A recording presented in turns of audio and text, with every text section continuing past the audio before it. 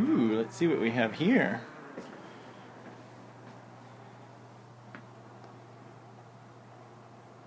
That's from Tannin Aquatics.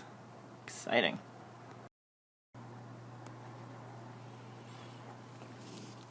See here, very exciting. Ooh. I can tell you this is a good way to start a workday. Luckily I'm 15 minutes early for work.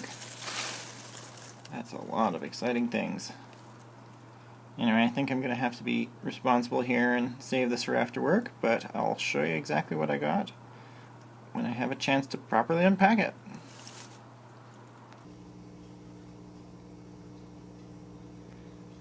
Hi folks, so this is the insides of the wonderful shipment from Tannin Aquatics. I've been communicating with the owner at Tannin for probably a couple of months at this point, looking forward to putting together the final incarnation of this guy over here. So this is my 90-gallon display tank in the main room of my house. As you can see, it's a bit jury-rigged at the moment, so the stand is very temporary. I just wanted to expand the doors there. I never bothered to get around to staining it. The pump, or the plumbing for the pump is quite exposed. The lights are, you could politely say, jury-rigged. But essentially what this has done for the last 6 months or so is provided me with a means of experimenting with all kinds of different options. And what I've found is that there are a few different things I can try which will help. Sorry for the reflection there. A few different things that will help the setup thrive and others that don't help so much.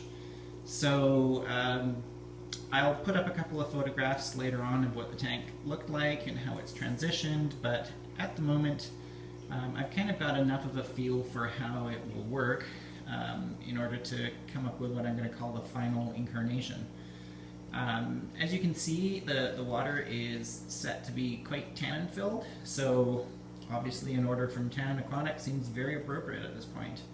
I'd actually like to change the way that things work quite a bit, and I'll go into that as I kind of give you the view of how things are going to work.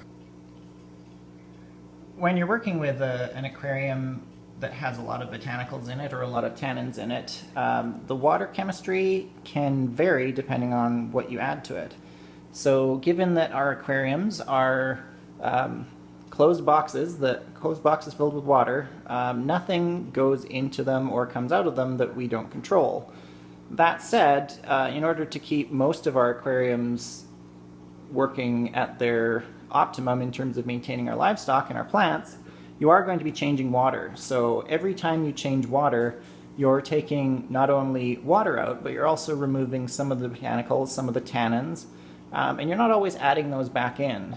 So that's been one of my challenges and frustrations and points of enjoyment in terms of learning about soft water and tannin-filled setups, is just understanding the concept that, you know, particularly because I would like eventually to maintain a tank that has a pH well below 7, you know, you're starting to flirt with the edges of where filters are going to work. You know, anytime you're in the 6.2, 6.3 or lower range, you're right on the edge, if not below the edge that most of the nitrate conversions are going to be happening. So there's all kinds of quirks that happen down there, but it's also very easy to take a tank that was, you know, doing quite well at a low pH, remove a whole bunch of tannins doing large water changes, and particularly continuous water changes, and end up being in a situation where your filter isn't there, but yet ammonia is starting to become an issue again. So for those that don't have a good grasp of where the cycles of bacteria sort of play on the pH range, my understanding is that sometime or somewhere between 6 and 6.2, your bacteria don't necessarily die off, but they also don't function. The nitrate cycle just doesn't occur, or it occurs to a very, very limited degree and very, very slowly. So one of the other nice parts, if you think about it that way, though, is that ammonia down at that kind of pH isn't as toxic as as it would be at, say, a pH of 7, 7.5, 8. That means that, and actually the way I've come to understand it or see it is that if you can maintain a very, very low pH, your ammonia or ammonium will actually act the way that nitrate does at a pH of 7.5 or 8, in that it's only toxic to your fish or sometimes your plants in very, very high concentrations, but can be managed through water changes and through plants, for example, which will either adapt to use nitrate if you're at a high pH or adapt to use ammonium if you're at a very low pH.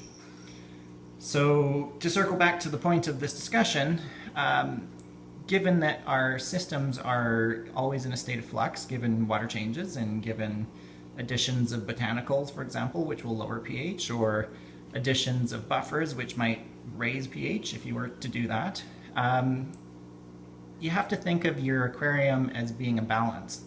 So if you want your pH to stay in the low range, you have to have an acid source. It's, a distilled water doesn't really have a pH. I mean, it does, but it's so very easy to influence the pH that, when most people say, if you add distilled water, you'll lower your pH. That's not actually necessarily true. You're just not affecting, in order to actually drop your pH, you actually have to add an acid source. So distilled water, by its definition, has no acid or alkaline component to it. So it will dilute the buffer that's already existing in your tank. And so, for example, if your fish are going to the bathroom, that will tend to drive the pH lower. If you're adding water which doesn't have any buffer or any ability to resist that change, that will over time tend to drive your pH lower. Likewise, if you've got a substrate that has an acidifying component to it, so some of the aqua soils will tend to drive the pH lower, and they're used for shrimp often. If you don't have anything in your water to resist that, that will cause your pH to drift down. So that said, what I've done is kind of use this tank as an opportunity to play with that cycle. So my water, or the water that's coming in, I'm not able to give you a good grasp on things, but if you look at the kitchen island all the way over there, complete with guppy breeder tanks at the moment, there's actually a line that comes out of the sink, down the back, underneath the baseboards, runs along the baseboards, and I'm not sure you can see it too well, but kind of, you can see two spigots there. It comes out the wall and feeds into the tank. So one of those lines is a water fill line, comes off my RO unit, and one of those lines is a pump line, so that's my drain unit. Unfortunately, my basement below here is quite developed, which meant I didn't really want to be digging through the ceiling. So in order to do a water change on this tank, I fill it straight from the RO output, and I use a secondary pump, so the same pump that, or a clone I should say, or an identical pump to the one that runs the recirculation in here, to actually pump the water back to that sink via check valve and into the drain. So water change is only a matter of turning on the RO unit to fill or turning on the pump to drain. The water that's coming into this tank is pure RO water, so I don't add anything to it in order to buffer the water in any way, shape, or form. But that said, the water does tend to maintain a pH somewhere around 7.5. The way that's possible is there's such a density of plant material both above water, and I actually have the above, or the lights that are normally on are off at the moment just for purposes of the video. The plants that are above water and below water both help to kind of keep the levels of, I don't even want to call them potentially harmful, but the levels of acid-producing substances in check. I've actually tried to drive the pH quite low on this tank using additions of pH down. I've played with it before, and I understand the risks of doing so, but I've played with small quantities of that. I've done multiple weeks of addition of vinegar to the tank to see what the results on the pH would be, and it doesn't blink. It absorbs those materials and keeps on chugging. There's a lot of value in having materials in the tank that will maintain a stable environment, and my personal feeling is that the larger the tank, the more likely that is to happen. And we'll kind of get into some of the mechanisms that are happening in this tank that allow that to happen. One of which, for example, if we take a look at the vinegar actually will dissociate and form acetate and CO2, I believe, and I'll happy to have any correction on that anybody wants to provide. But essentially it provides two compounds that the plants are able to metabolize. As a result, if I fill that bucket of water right now with water that comes out of this tank, the KH is about 3, so that's a representation of the buffering capacity of the water. And if I add vinegar to that bucket, it will drive the pH very easily well below 6, and when I come back the next morning, it will stay there. If I do the same thing and add a proportional amount of vinegar to this tank, I have to do it more slowly, obviously, because of the fish in here. The tank absorbs that vinegar and pH doesn't budge. And that's because the plants are able to metabolize those components using the CO2, for example, the same way that it would atmospheric or dissolved CO2, and it kind of keeps going. So, why have I gone into this big long discourse about the environment I've got set up here? Well, I'm interested in playing with a lot more of the botanical components that Tannin has provided. So all of the items that you see laid on the table before you here will tend to acidify the water to some degree. Some more, some less. The way they do that is by releasing tannic acids. Like just about any other acid, that will provide the hydrogen ions, or I think it's hydrogen ions, that will tend to drive the pH low, because pH is just a representation of the free ions that are in the water, the free hydrogen ions. So what we have to be very careful when we're using these sort of items is adding or preparing them properly is important, both from a sanitary perspective. They are natural materials, and though Tannin does a fabulous job of preparing them to make sure that they're almost ready to use, they are biological materials, and so preparing them in advance is well documented on their website. And they even go so far as to provide this nice little card saying how do you prepare the botanicals, but also to sort of, the preparation process also gives you more direct access to that tannin material too. By pre-boiling the materials, for example, it loosens up some of the cellular components of the products and allows the tannic acids to escape a little bit better. It also, from a more practical perspective, allows a lot of this to sink rather than sit around floating for weeks on end in some cases.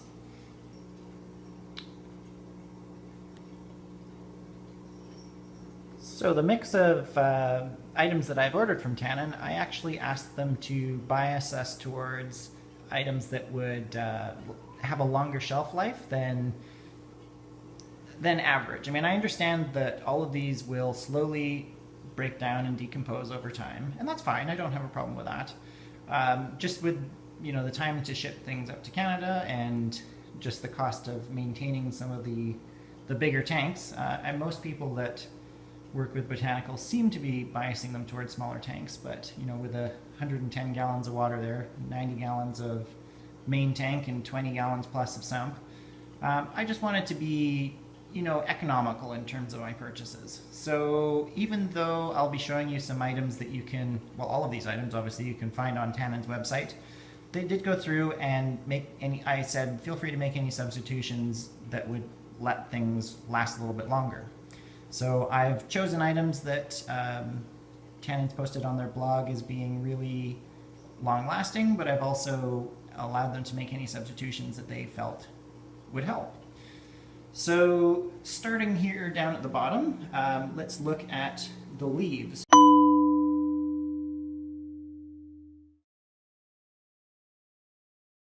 So the base of any real big botanical setup, in my mind, are the leaves. So these are the botanicals that'll be falling off the trees and entering into the watercourse if this was in the real world, and they'll be the sort of the softest component of the aquarium as well. So knowing that they were going to require replacement, I ordered a couple of packages. They'll get me going for at least a few months here. But I also ordered, as you can see on the package here, magnolia leaves. Now, Tannin sells a whole variety of different leaves, including the leaves that most people will be most familiar with. So, for example, the catappa leaves that bagel lovers and apisto breeders and that sort of thing use all the time. They offer those as well. So, getting back to the leaves here. I apologize that I have to keep cutting in and out, but turns out that there are some disadvantages of shooting videos on your phone in that every time the phone rings off, it interrupts your train of thought. So, anyway, getting back to our leaves. So, the magnolia leaves, though they'll require a bit of prep, they will hopefully last for at least a few months. And I'm not planning on adding them all at once, but we'll sprinkle things around the bottom of the tank, and that will help particularly the shrimp in the tank to feel at home. So I have shrimp, I have farluellas, I have a whole bunch of autocinquas and corycats, and all of those will browse in and amongst the leaves quite happily. So those should be a welcome addition to the bottom of the tank. Now we're starting to get into the scary side of things, in that it has a bit of Spanish pronunciation, and I'm going with Terra Sorindo.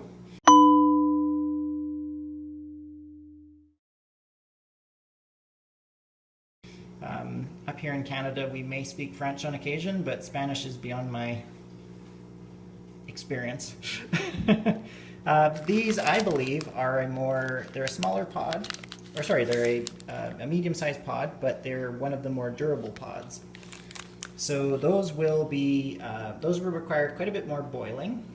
So the leaves may require just a few minutes, or at least no more than 20 minutes, I believe. I'll take a look at the website and confirm that. But these, as things start to get tougher and tougher, they'll require longer boiling periods in order to be able to sink. But they will contribute tannins, perhaps at a slower rate, but for a longer period of time. So, no experience whatsoever with these guys, not even sure what they originally were before, but looking forward to playing with them. As the sort of jumbo version of that, the next item in the video here will be what they're calling a monkey pot.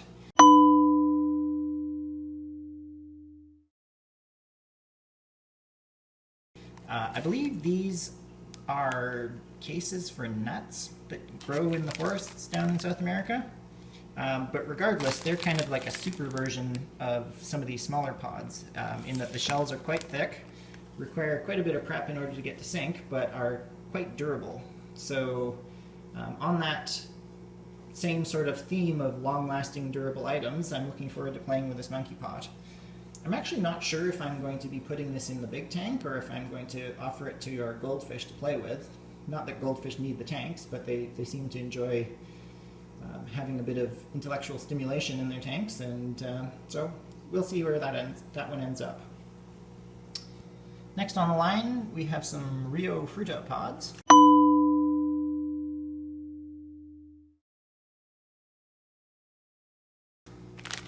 These guys are nice and long and skinny. Sorry, I keep going out of the shot there. But same sort of theme, I believe, as the other medium-sized pods. So those guys should make a good addition to the base as well. Next we have heart pods. These are sort of going down in size. Stay tuned, I'll come back to those and shoot some follow-up video once I actually take them out of the package. Then as a nice little bonus here, they've included some of their jungle pods.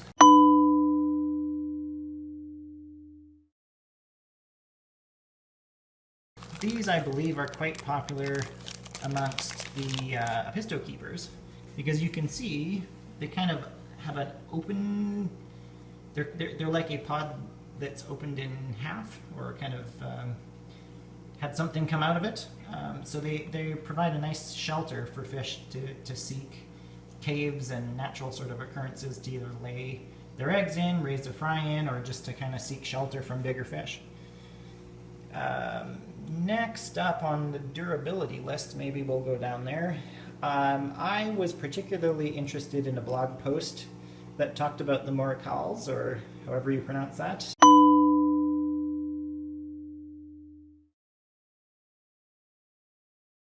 Down in the Amazon area. So as you can see, I'll zoom in a bit here, hopefully it focuses. You can see a real mix of different items. Maybe I'll do a follow-up to this video where I sort of lay things out a little bit more, but I ordered quite a bit of this morical mix, which they've altered a little bit to be sort of on the more durable side. So that will kind of be the base of all the bits and pieces that end up in the aquarium, and really like the look of this stuff. So whether it's smaller pods that are open faced, they've got some that are kind of tube shaped, which will be perfect for a lot of the items or the critters that I've got in my tank or anything else. Really should make a nice looking tank. So one of the other items that they added in quite generously were these banana stem pieces.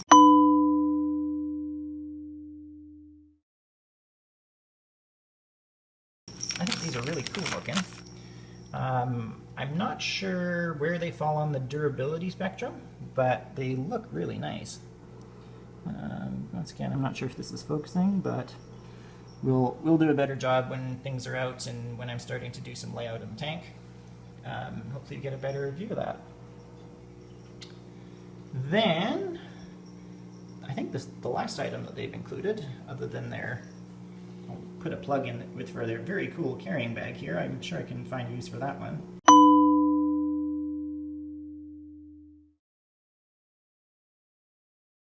Very neat. But the last item that I haven't talked about so far is their Fundo Tropical mix.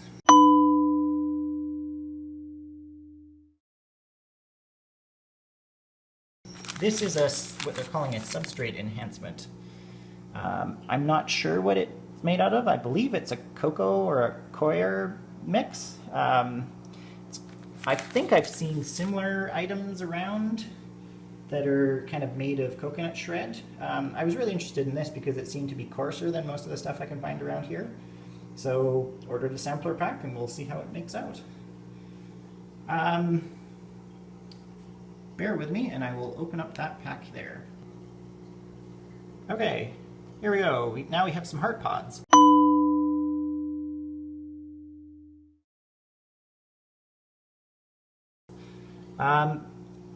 These are supposed to be quite durable little guys, and I'm gonna be honest. I just thought they were really cool looking. So they've got quite a tough, thick shell on them from the look of it, and they should stick around for a while. So I would be intrigued to eventually learn where they came from, but they're really neat looking, and they should make quite a visually appealing addition to the tank. So, backing out a little bit, in addition to their really cool packing material there, which I'm sure I'll find a use for somewhere as well, that's the general mix of things. So thanks again, Tannin. You did a great job in sort of guiding me into my initial purchases, providing an incredibly helpful daily blog that allows me to dream about different setups and refine my ideas. And then it was delivered very quickly, shipped up to Canada for $15, I think it was, which is a heck of a steal, and I feel like I ripped you off, but it was really nice. So the hardest part about receiving this order was the fact that I had it delivered to work, and I had to sit there and stare at it all day while supposedly being forced to do other things. So if I can quickly nip over to the tank, I'll just make one more comment on how the tank is going to be set up here. When I was doing some research on how to set up tanks, larger tanks for lower pH environments, One thing I struggled with locally here was that most of the pre-made substrates I have here are either incredibly expensive or they will actually work to raise the pH. Most people want that, not what I'm going for. I have very, very soft water fish here. I have shrimp that are adapted to softer waters, and I don't want to end up with pH that goes through the roof. So the water that I get out of my tap is pH 8 plus, KH 7 or 8 plus.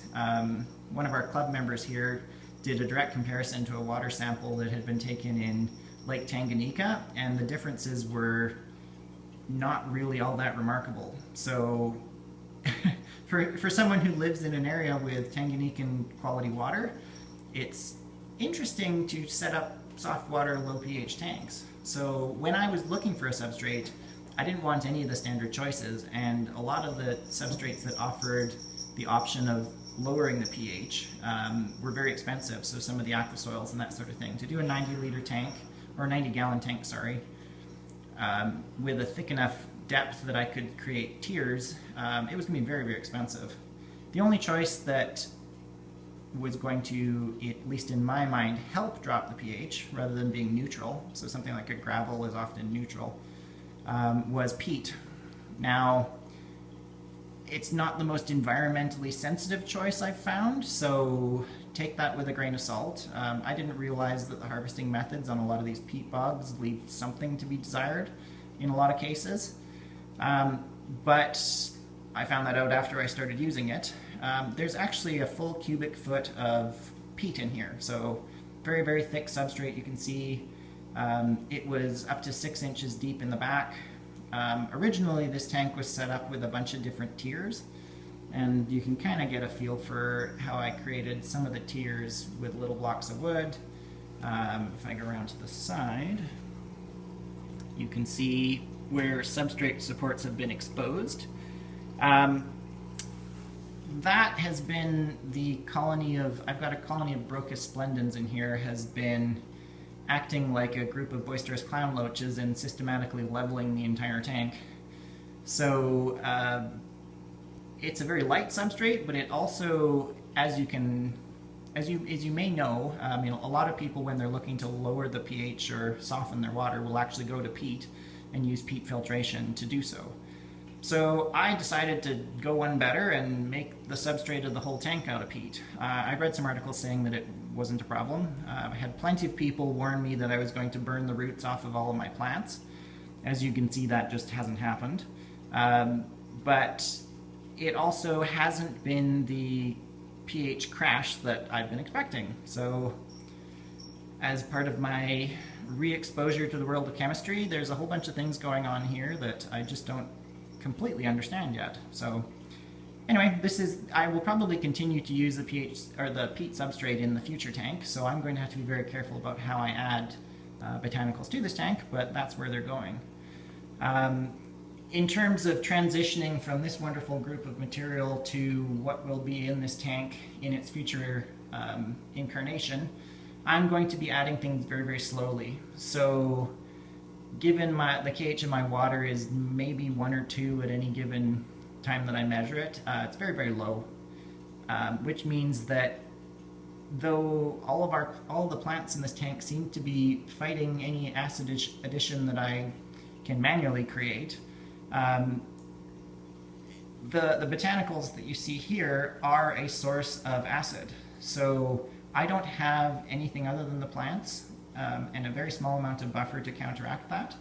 So the process of adding them will be a multi-week, if not month, kind of arrangement. So be very, very careful. Even if you receive an order from Tannin and you're excited to put it in your tank, they'll be the first ones to tell you, don't get all excited, boil this up on your stove and then chuck it all in the tank. You may find that you end up with a very, very low pH and a bunch of very unhappy, if not dead fish. So take it with every precaution that you can. Go slowly, try and resist the temptation to plop and drop. That might work for fish shipments, but over time you may kill your fish with your, if you do that with your botanicals. So feel free to follow along while this project progresses. The tank itself will be broken down completely because I don't think I can stand another week looking at this stand and the exposed piping, so I actually have a new stand downstairs in progress of construction, and there's no way that I can move that tank full or anywhere close to full. So I'm going to be breaking it down completely, and you'll see the future incarnation very soon. Probably going to have a couple of twists up my sleeve. It won't look like it does right now. Not a big fan of all the maintenance that's involved in the wall of valves around the back and that sort of thing. And I might move to seeing if I can have the light source only elevated. So I'll get rid of the light that's right at the surface level, and I may go to very, very low light plants that will be able to survive with just a whole bunch of very nice T5s in a in a non-jury rig fashion, let's say, suspended over the tank. So that'll give plenty of light to all the ferns and the air plants and prayer plants and that sort of thing that are growing along the back. May turn this into, for example, Java fern and bulbitis only kind of arrangement. And then all the plant material that you'll see here will be redistributed amongst my other tanks. So the goldfish are getting a lot of the tougher plants. The autosynclus breeding tanks downstairs will be getting a lot of the, I don't think there's any hairgrass left, but the dwarf sage and crypts and that sort of thing will probably be going down there. And you'll see a very different look to the tank when it's finished. So stay tuned. If I can answer any questions, I will attempt to do so, but I'm learning just like the rest of you, so I'm not claiming to be an expert. Look for any future videos where we go over the use of the botanicals or the evolution of the tank itself, and if you've made it this far, thanks very much.